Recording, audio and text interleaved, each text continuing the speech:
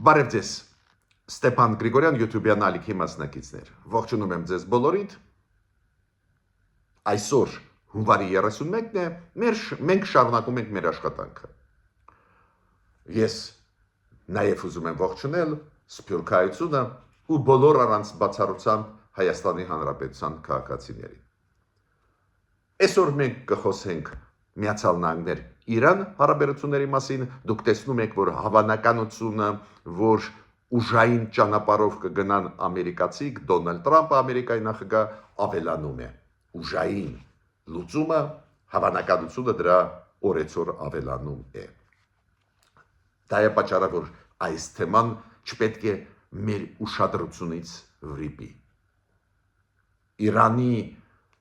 խնդիրները, ինչքանով կայուն կլինի այդ երկիրը, ուղղակիորեն շոշափում է մեր շահերը, դա է պատճառը պետք է շատ ուշադիր այդ պրոցեսներին հետևենք, անպայման այսօր մենք կխոսանք դրա մասին, որ Ռուսաստանն էլ ակտիվ հիմա ներգրավեց այն նախընտրական արշավի, որը սկսվեց Հայաստանում, հիշում եք ես դες ասեցի, երեք ոչ ֆորմալ, ոչ օֆիցիալ, բայց ընտրարշավը Հայաստանում նախընտրական սկսվեց հունվարի 29-ին, երբ որ Նիկոլ Փաշինյանը անցկացրեց պրես-կոնֆերանսը վարչապետը եւ Հայաստանի երկրորդ նախագահն Ռոբերտ Քոչարյանը իր պրես-կոնֆերանսը անցկացրեց, ակնհայտ էր, որ դա սկսվեց նախընտրական արշավը, այդ արշավին հիմա միացավ Ռուսաստանը, դուք կարող եք ասել Կրեմլը ինչ կապ ունի Հայաստանի ընտրությունների հետ, այո, միջամտել դա հանցագործություն է, սխալ է, բայց Կրեմլը կմիջամտի ակտիվ մեր ընտրական process-ի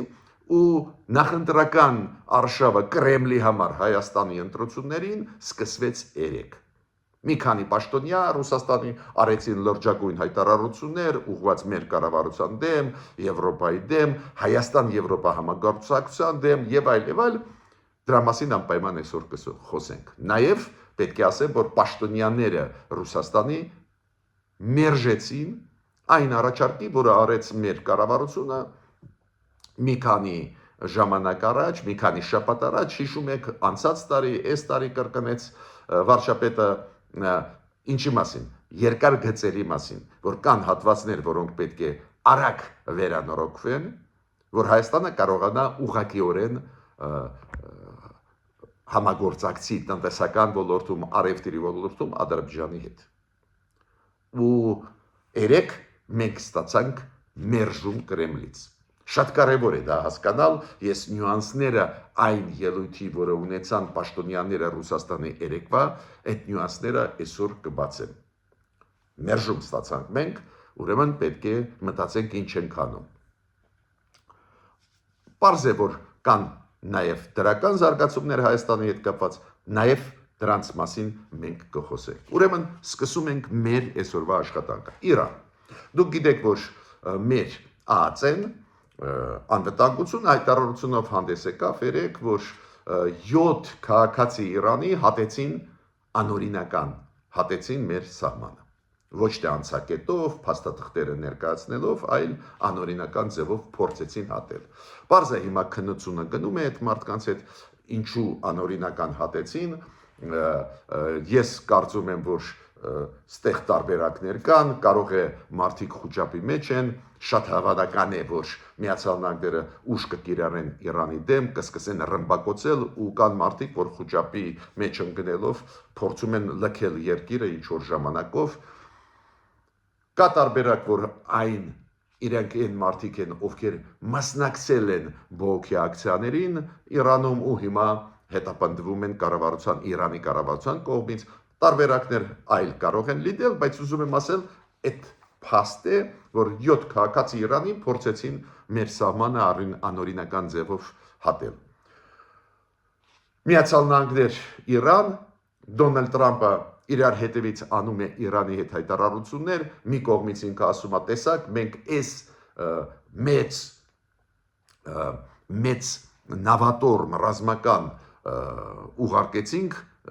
դեպի ձեր ծովերը Իրան, դեպի ձեր սահմանները, ուրեմն պատրաստ ենք ուժ կիրառել, բայց դուք կարող եք խուսափել պատերազմական գործողություններից, եթե դուք ստորագրեք Միացյալ Նահանգների հետ Իրան, եթե դուք ստորագրեք միջուկային ծրագրերի հետ կապված պայմանագիր, որտեղ դուք կֆիքսեք, որ հրաժարվում եք ունենալ միջուկային զենք, եւ երկրորդը, եթե դուք դադարեցնեք, Դոնալդ Թրամփը երեք վերջի ելույթում ասեց, որ դուք պետք է դադարեցնեք մահապատիժ կիրառել, սպանել մարդկանց, այդպես էլ ասել, սպանել մարդկանց, քանի որ կա ինֆորմացիան, որ մահապատժի կիրառումը շարունակվում է Իրանում այն մարդկանց դեմ, ովքեր մասնակցել են բողոքի ակցիաներում։ Ուրեմն այս երկու պահանջները դնում է Դոնալդ Թրամփը։ Ես պետք է ասեմ, որ նաև Դոնալդ Թրամփը անընդհատ ասում է, որ մենք եւ ավիակիրներ եւ ականակիրներ տեղափոխեցինք ռեգիոն, այդ արմադան մեծ թվով ռազմանավեր պարզ է պատրաստ են գործողություններ ծավալել, բայց Իրան իմացի, որ դու կարող ես խուսափել դրանից, եթե ստորագրես պայմանագիր։ Իրանը իր կողմից Արաքչիի արտգործնախարարի անունից ասում է, որ մենք պատրաստ ենք բանակցությունների։ Տարբերությունը զգում եք, Թրամփը ասում է պետք է փաստաթուղթը ստորագրեք, էսա փաստաթուղթը դա պետք է ստորագրեք, Իրանը ասում է չէ, մենք պատրաստ ենք բանակցությունների։ Իրանի վիճակը հեշտ վիճակ չի, չգիտեմ կկարողանան այս փուլը լարվածության անցնել առանց կորուստների, առանց նրա, որ Միացյալ Նահանգները սկսեն ռմբակոծել, դժվարանում եմ ասել, բայց չեմ տեսնում ցանկություն Իրանի ստորագրել փաստաթուղթ, Իրանը մանևրում է, խոստում տալիս է բանակցությունների մեջ մտնել, բայց ես կարծում եմ կվատանա դրությունը Իրանի այլ պատճառով։ Թուրքիան հիմա ուզում է միջնորդ լինի Իրանի եւ Միացյալ Նահանգների միջև։ Ռուսաստանի նախագահ Վլադիմիր Պուտինը ընդունեց շատ բարձր պաշտոնյայի Իրանից, այդ մարդը գլխավոր խորհրդականն է Իրանի Այաթոլլահ Խամենեի, հոգևոր առաջնորդի Իրանի, Այաթոլլահ Խոմենեի գլխավոր խորհրդականն է անվտանգային հարցերով, Պուտինը ընդունեց, ինչու ես չեմ համարում, որ դա լավ է Իրանի համար, քանի որ Ռուսաստանը իր հարցերը լուծում, ու ես չեմ բացառում, որ ուղղակի իրանք ընդունեցին բարձրաստիճան Իրանի ներկայացին, ինչի համար, որ արևտրի մեջ հենց Թրամփի հետ մտնեն։ Օրինակ, Ռուսաստանը կոպիտ ասած կհանձնի Իրանի շահերը, բայց դրա դիմաց Թրամփից կխնդրի իրավունք էլի ռմբակոծել Կիևը կամ այլ ռեգիոններ Ուկրաինայի առանց հետևանքների։ Ուրեմն իմ կարծիքով միջնորդությունը Ռուսաստանի կամ Թուրքիայի միայն կվատացնի Իրանի դրությունը, ես կարծում եմ Իրանը պետք է ուղիղ բանակցությունների միջոցով ամերիկացիների հետ փորձի լուծել հարցերը։ Ես պետք է ասեմ, որ Դոնալդ Թրամփը մի կողմից անում է հայտարարություն, որ եթե Իրանը ստորագրի ամեն ինչ լավ կլինի, փաստաթղթեր կարևորագույն համաձայնություններ, բայց մյուս կողմից ճնշում է, ասում է նայեք, Պենտագոնը պատրաստեց լրջագույն քայլեր, որոնք մենք կարող ենք անել Իրանի դեմ։ Ես գիտեք, որ ասել եմ ձեզ, հիմա էլ կրկնում եմ, էլ ավելանում է ռազմական նավատորմը Միացյալ Նահանգների ծովերում, Իրանին մոտ ծովերում ավիակիրներ, ականակիրներ մեծ թվով կենտրոնացան այդ տարածաշրջանում, պարզ է, որ հավանականությունը, որ սկսվի ռազմական գործողություններ Իրանի դեմ, շատ ու շատ բարձր են։ Նու Իրանի առաջնորդը հոգևոր Ալի Խամենեին ինքը ասեց, որ այդ դեպքում, եթե դուք սկսեք ամերիկացի ռազմական գործողություններ, բոլոր ձեր ռազմաբազաները Մերձավոր Արևելքում կդառնան օրինական թիրախ Իրանի համար։ Լարվածությունը մեծանում է։ Նայենք ինչով կավարտվի, ես չեմ զգում, որ Իրանը կստորագրի ինչ-որ փաստաթուղթ, Իրանը կմանևրի Իրանը խոստում կտա, բայց ես չեմ կարծում, որ Իրանը այս ձևի ճնշման տակ կստորագրի ինչ որ փաստաթուղթ, նույնիսկ կհամաձայնվի բանակցել, հետո հետ կկանգնի, բայց Իրանի քաղաքականությունը բարդ քաղաքականություն է, չեմ կարծում, որ Իրանը կհամաձայնվի ինչ որ զիջումների գնալ, ուստեղ ամեն ինչ կախված կլինի Դոնալդ Թրամփից իր քաղաքական կամքից գնալ դեպի ռազմական գործողություններ Իրանի դեմ ուղղված։ Նայենք ոնց են զարգանալու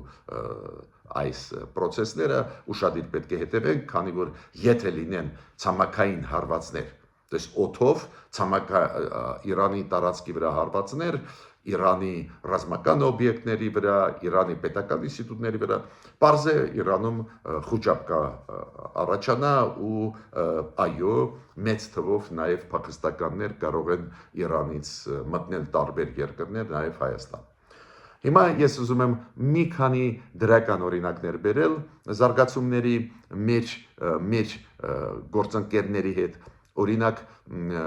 Եվրոմիությունը ի վերջո հաստատեց շատ կարևոր ծրագիր մեզ համար։ Անցած տարի մենք Եվրոմիության հետ եվրոպական խաղաղության ծրագրի շրջանակներում, դա կոչվում է եվրոպական խաղաղության հիմնադրամ, դրա շրջանակներում 10 միլիոն եվրոյով իրականացնել եք ծրագիր, դա կապված է ռազմական հոսպիտալի հետ, բայց այդ ծրագրերը կարևոր չի չափը աջակցության Եվրոմիության այդ ծրագրերի շրջանակներում։ Եվրոպան մեզ տալիս է միլիարդավոր օգնություն եվրոյով տարբեր ծրագրերի համար, ու 10 միլիոն կամ 20 միլիոն եվրո այդքան մեծ գումար չի։ Կարևորը որ ծրագրի շրջանակներում այդ եվրոպական խաղաղության ծրագիրը, հիմնադրամի ծրագրերը ինչով են կարևոր, դա կապված է մեր բանակի հետ, բարեփոխումների հետ բանակում, լոջիստիկան, կառավարումը ուժեղացնելու բանակում, բժշկական սպասարկումի լավացում բանակում, ու այս տարի էլ հաստատվեց նոր ծրագիր, ու այս տարի իրականացվի ծրագիրը 20 միլիոն եվրոյի կարգի, դուք գիտեք, որ այդ ծրագիրը երկար ժամանակ վետո էր դնում, չէր թողնում, որ իրականացվի Հունգարիան պահանջում էր, որ նաև Ադրբեջանին այդ աջակցություն նույնացիպ տրվի, բայց վերջում Հունգարիան հրաժարվեց այդ վետոից, լավ է դա, մենք դա պետք է գնահատենք, ու այդ ծրագիրը իրականացվելու է։ Իդեպ ասեմ ձեզ, մեր կառավարությունը հասկանալով ինչքան կարևոր է համագործակցությունը Եվրոպայի հետ ու մայիսի 4-ին պլանավորվող անցկացնել, հիշում եք, եվրոպական քաղաքական համայնքի մեծ գագաթնաժողով Հայաստանում, մայիսի 4-ին պետք է անցնի Երևանում, մեր կառավարությունը որոշում ընդունեց մայիսի 4-ը ոչ աշխատանքային օր հայտարարել, քանի որ 50 պետությունների պատվիրակություններ կգան։ Այդ 50-ից զգալի մասը պատվիրակությունների կգլխավորեն այս երկրների ղեկավարները։ Պարզ է, որ եվրոպական երկրների առաջին ղեկավարները, պարզ է, որ պետք է լավ անցկացնենք ու ոչ աշխատանքային օր հաստատվեց կառավարության կողմից մայիսի 4-ը, դա հնարավորություն կտա ավելի լավ կազմակերպել այդ կոնֆերանսը, Երևանի կենտրոնը ավելի տրանսպորտից ազատ կլինի, կոլապսներ չեն լինի, կառավարել այդ մեծ process-ը ավելի հեշտ կլինի։ Պատկերացնում եք ինչ մեծ իրադարձություն է լինելու մայիսի 4-ին Երևանում, երբ որ 50 երկրներից բարձրաստիճան պաշտոնյաներ գալիս են ու զգալի մասից այդ 50-ից կլինեն առաջի դեմքերը պետությունների։ Ես պետք է ասեմ, որ Բրյուսելում գտնվում էր հենց Արադ Միրզոյանը,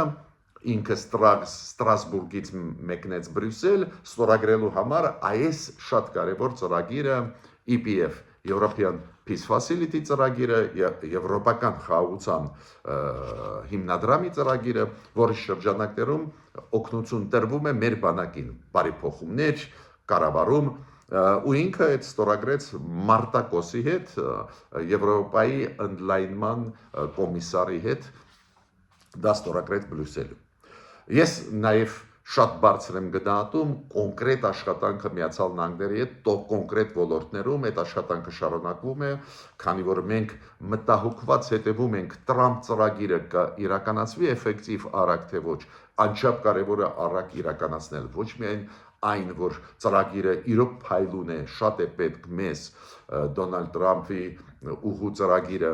այդ բոլորս հասկանում ենք, բայց արագ իրականացումը ու այնտեղ շատ կարևոր տեղ կզբաղեցնի այդ ծրագրում մեր վիճակը մաքսային ծառայությունների մեր վիճակը ու ամերիկացիք անց են կացնում հիմա մեզ հետ Երևանում այդ մաքսային ծառայությունների սեմինարներ պատրաստում են մեր մասնագետներին այդ ոլորտի հետ կապված, քանի որ այն ճանապարհները, որոնք կբացվեն, այն ճանապարհները պետք է վերահսկեն նաև այդ թվում մեր մաքսային ծառայության աշխատողները, ուստեղ պետք է ձեռք բերեն գիտելիքներ ժամանակակից աշխարհի հետ կապված։ Հիմա ես անցնում եմ այսօրվա կարևորագույն հարցին։ Այո, Ռուսաստանը չի թաքցնում, որ իրան հետաքրքրում են ինչ է կատարվելու Հայաստանում մեր ազգային ժողովի ընտրությունների ժամանակ հունիսի 7-ին։ Հունիսի 7-ը դա նշանակում է, որ մայիսի սկզբից կսկսվի նախընտրական արշավ, բայց քանի որ այս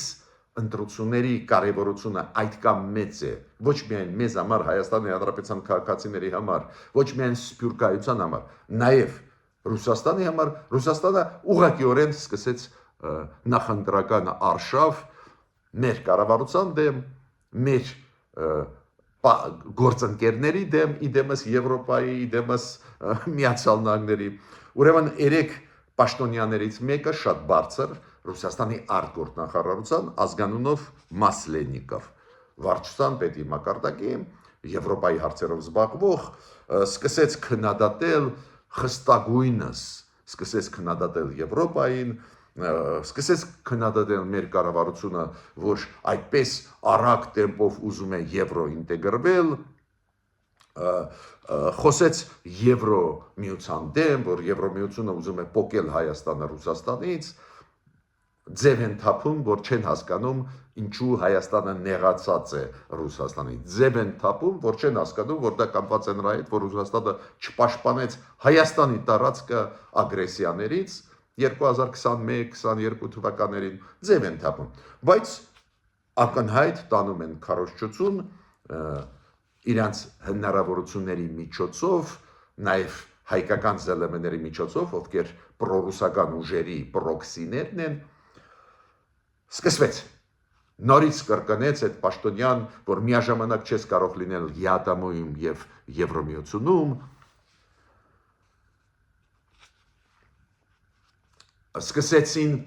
ու փորձեցին վարկաբեկել Եվրոմիությունը, որ Եվրոմիությունը խաղեր է տալիս, ոչ ոքի չի օգնում, Եվրոմիությունը դռները թակում են ու թվարկեց ինքը Մակեդոնիան, Ալբանիան, Չեռնագորիան, Սերբիան 10-20 տարիներ, բայց Եվրոմիությունը իրանց չի ընդունում իրանց կազմ, ուրեմն խաբում է իրանց։ Ես կասեի այդպես պրիմիտիվ քարոզչություն, բայց այդ քարոզչությունը ուղղված չի ռուս ժողովրդին, Ռուսաստանի քաղաքացիներին, ուղղված է Հայաստան։ Պարզ է, Ռուսաստանը իրավունք չունի այս ձևի ակտիվ մասնակցել մեր նախընտրական process-ներում, բայց իրանք դա կօգտագործեն այն փաստը, որ ռուսական հեռուստաալիքները ազատ հեռարձակվում են Հայաստանում, որ կան ստեղ պրոռուսական պրոքսի հայկական ուժեր օգտագործում են։ Ու ես այս օրը, երեկվա օրը,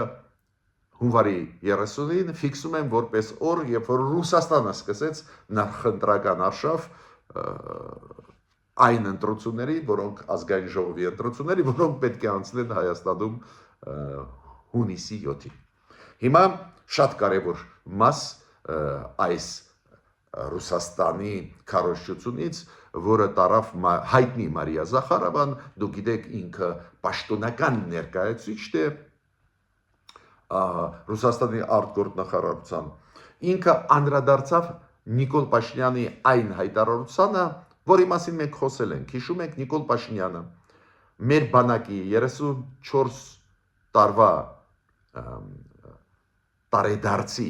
կապակցությամբ ուղերձով հանդես եկավ։ Ու այդ ուղերձում ինքը խոսեց հապկի մասին, որ հապկը խանգարում է, որ մենք զենք ստանանք, հապկը նաև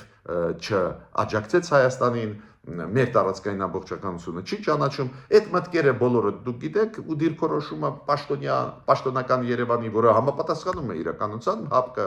2022 թվին սեպտեմբերին մեզ չի աջակցել, ավելին հապկը հիշում եք, ասում էլ դա միջսահմանային վեճ է, չէր ճանաչում ագրեսիան Հայաստանի դեմ, ինչ սխալ բան է ասում մեր կառավարությունը, ոչ մի բան, բայց Մարիա Զախարովան փորձում է մանիպուլացնել, փորձում է քննադատել, փորձում է ասել, որ հապկը ուզում էր օգնել, մոտավորապես նույն ինչ ասում են նախկինները Հայաստանի ներսում կրկնելով Ռուսաստանին։ Ստեղ էլ ակնհայտ պրոպագանդիստական արշավ է սկսվել Մարիա Զախարովայի կողմից մեր կառավարության դեմ ուղղված։ Մի պաշտոնյան Ռուսաստանի արտգործնախարարության քննադատում էր Եվրոմիությունը, քննադատում էր Միացյալ Նահանգների քաղաքականությունը, աջակցող Հայաստանին, մյուս կողմից Մարիա Զախարովան քննադատում է Նիկոլ Փաշինյանին իր ասացի կապված հապկի հետ։ Պրոպագանդիստական մեքենան միացվեց պաշտոնական մակարդակով Ռուսաստանի կողմից մեր դեմ։ Բայց շատ կարևոր բանի մասին ուզում եմ ձեզ հիմա ասեմ։ Մարիա Զախարովան նաև անդրադարձավ այն խնդրանքի, առաջարկի, որը եղավ մեր կառավարությունից մոտավորապես 2-3 ամիս առաջի անգամ ու կրկնվեց այս ամսվա հունվարին։ Երբ որ մեր կառավարությունը իդեմս վարչապետի դիմեց Ռուսաստանի երկաթգծերին, որ իրանք վերականգնել 2-3 կարճ հատվածներ հայկական երկաթգծի։ Դուք գիտեք, ռուսական երկաթգծերը կոնցեսիա ունեն մեր երկաթգծերի վրա։ Այդ կոնցեսիան տրվեց Ռուսաստանին Ռոբերտ Քոչարյանի ժամանակ 2008 թվականի փետրվարին։ Այդ կոնցեսիան տրվեց 30 տարով, այն մտադրությամբ, որ երի 20 տարով կերկարաձգվի, եթե լավ աշխատի Ռուսաստանը Հայաստանում։ Ու հատուկ նշում եմ, այդ պայմանագիրը,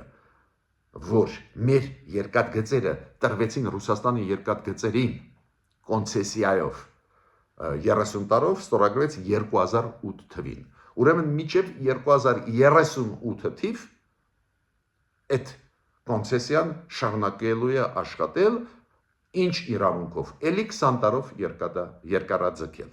Ես ինչի հատուկ այդ թվերը ասում եմ, որ 30 տարով, քանի որ մեկ մարդիկ գրում, չէ, պարոն Գրիգորյան, 20 տարով,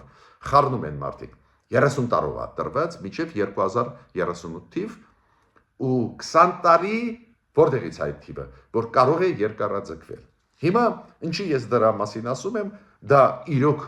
լուրջ քայլ էր հայ ժողովրդի դեմ, մեր պետականության դեմ, մեր սուվերենության դեմ։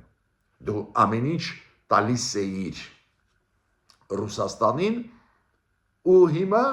այդ բացասական որոշումը 2008 թվի նախկինների կողմից հիմա խոչընդոտ է Հայաստանի զարգացման։ Նիկոլ Փաշինյանը ինչ է ասում։ Այո, ձեր կոնցեսիայի մեջ է մեր երկաթգիծը, բայց քանի որ ստրատեգիկ նշանակություն ունեցող մի քանի կարճ հատվածներ կան, օրինակ Իջևան Ղազախ, օրինակ Երասխ դեպի Նախիջևան, Սադարակ։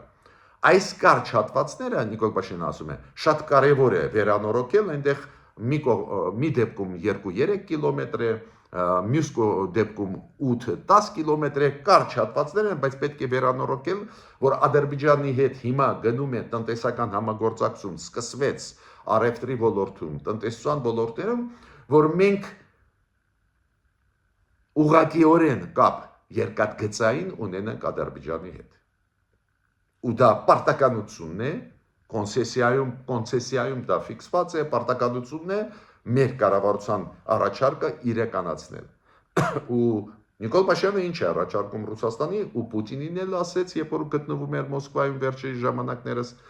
ասեց, որ դա մեզ պետք է շատ արագ։ Ու այսօր պետք է զգուշացնեմ մեր կառավարությանը, որ մենք ստացանք մերժու։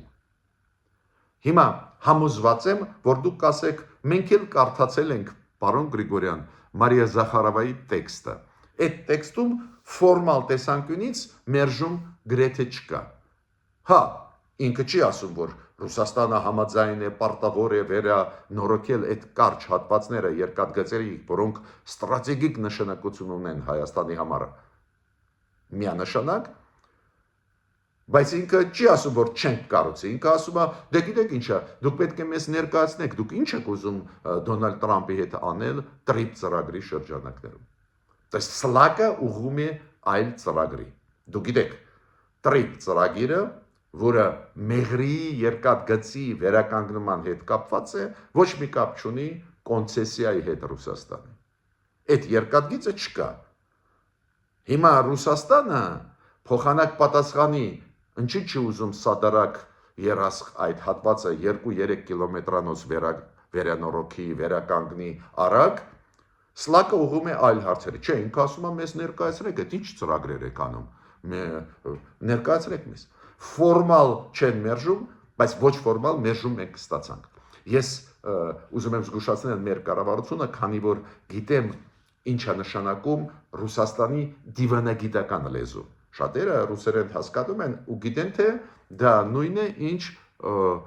ռուսերեն դիվանագիտական լեզու։ Ոչ, ռուսերեն դիվանագիտական լեզուն էականորեն տարբերվում է սովորական ռուսական լեզվից։ Դիվանագիտայորեն ձևակերպված նախադասությունը, որ մենք պետք է ուսումնասիրենք, եթե թարգմանենք նորմալ հասարակ լեզվի, դա նշանակում է մեզ մերժեցի։ Ըստ դրա պետք է շարժվի մեր կառավարությունը։ Ես ավարտեցի իմ այսօրվա ելույթը, խնդրում եմ մեր կառավարությանը ուշադիր ուսումնասիրել Մարիա Զախարովի վերջի հայտարարությունը, դա մերժում է մեր կառավարությանը։ Մեր կառավարությունը հիմա պետք է միակողմանի քայլեր անի կապված այս երկաթգծի հետ։ Մեր կառավարությունը պետք է օտարի այս հատվածները, կարևոր ստրատեգիկ հատվածները Ռուսաստանի երկաթգծերից օտարի